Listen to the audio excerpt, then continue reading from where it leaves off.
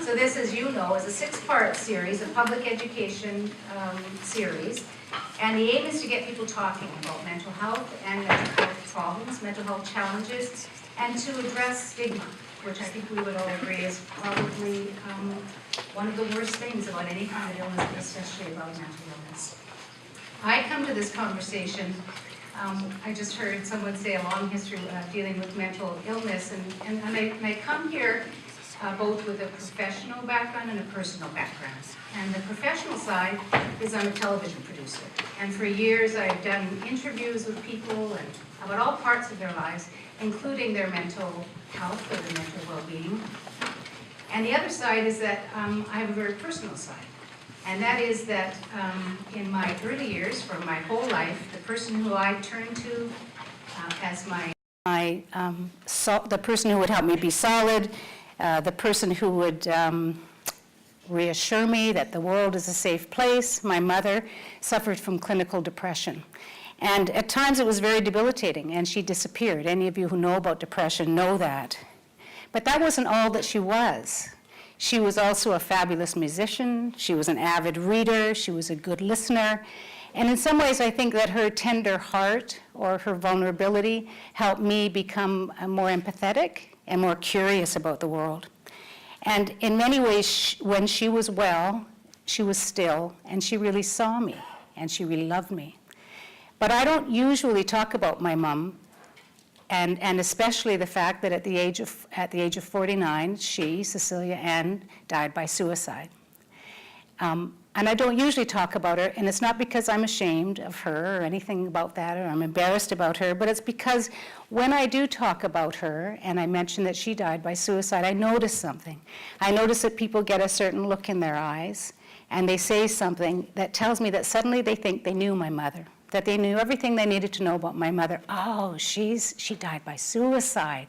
So they tell a story about her whole life being about that. And what I want to say to them is that she died. That's how she died. That's not who she was.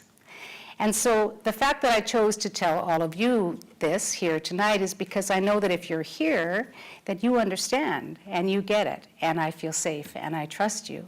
And I think we're all here tonight for that very same reason. And we hope that this Me Too series gives you a sense that there is hope, that recovery is possible. Perhaps you come away with connecting to somebody else and maybe with a smile in your heart and on your face. So thank you for letting me share that. I'd like to acknowledge that we are the ancestral, traditional, let me do that again. I'd like to take a moment to acknowledge the ancestral, traditional, and unceded Aboriginal territories of the Coast Salish people. That includes the Musqueam, the Squamish, the Tsleil-Waututh nations on whose territory we stand. Now, I mentioned that tonight's is part 5 of a 6-part series, and over the past 4 events, and tonight as well, we've been exploring 3 aspects of stigma. So the 3 aspects are self-stigma, social stigma, and structural stigma, and tonight we're going to carry on talking about those as well. And tonight we have 4 very special guests here.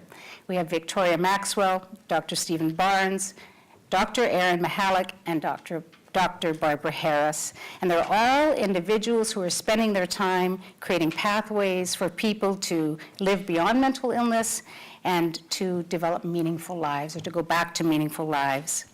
And you're going to be part of this evening as well, because when you came in, did you all get a piece of paper like this? And you all have pens? So the idea is that as our speakers are presenting, that if you have questions or thoughts, questions for them, to please write them down on this piece of paper. And then later, after everyone has presented, we will have volunteers go around to collect those questions, and we'll all be sitting along here, and we'll try to answer as many of those questions as we can. Before we get started, though, I'd like to thank a few people, some of them who are here tonight, who have made tonight possible. Andy Sachs, who is here. Andy, do you want to just thank you very much for supporting this event and supporting so much in the area of mental health.